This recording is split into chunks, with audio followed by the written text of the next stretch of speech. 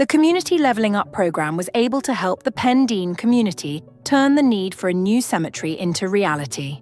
In doing so, creating the first community-run, not-for-profit, all-faith and non-faith cemetery. We are fortunate that the graveyard is positioned to take full advantage of our coastline. There's moorland included in it, and it overlooks the ancient mines and Giva with the sunset behind. And that in the evening is a really beautiful sight to see. And the other thing we get here, you probably heard it before, is the Golden Path, which goes out across and around there often, out to the horizon. And that in itself is very moving. And they will see that. Anybody going there at that time of night, if they've had someone buried, it's a very good thing to see. The project actually started from a public meeting, and that galvanised us, and the offer of a free piece of land galvanised us into forming a committee. And that committee is, some wonderful people who have got skills in fundraising or running activities or research. We had to do a lot of research for this project, finding out about all sorts of aspects of land and groundworks. And that in itself is a good volunteering aspect, because we can use that now to help other people and other projects. But we've got really simple things, like we've got people now who want to be involved in the gardening and planting wildflowers and maintaining the site.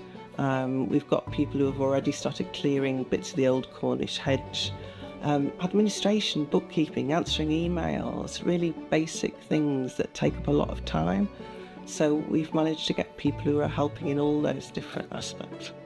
The cemetery now is full up, which is a terrible thing to be. You can be cremated and still be put there if you need to, but a lot of people want to be buried.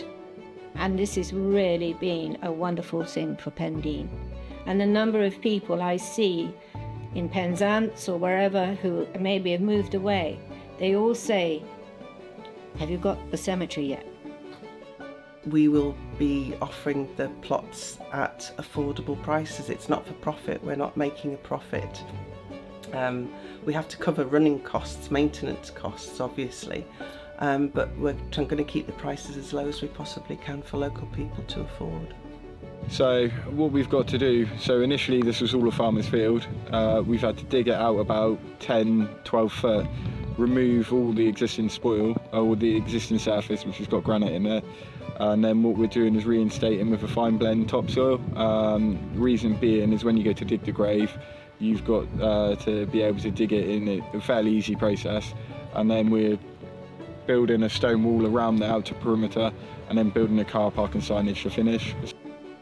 I think without the CLUP funding, we probably wouldn't have seen this cemetery open for a very long time. We've been fundraising for 6-7 years. Managed to get, I think we raised about £12,000 so far, and that covered the planning permission, the legal fees, the environment agency testing. But because it's World Heritage Site, there was lots of planning stipulations that we had to comply with, which increased costs in terms of groundworks.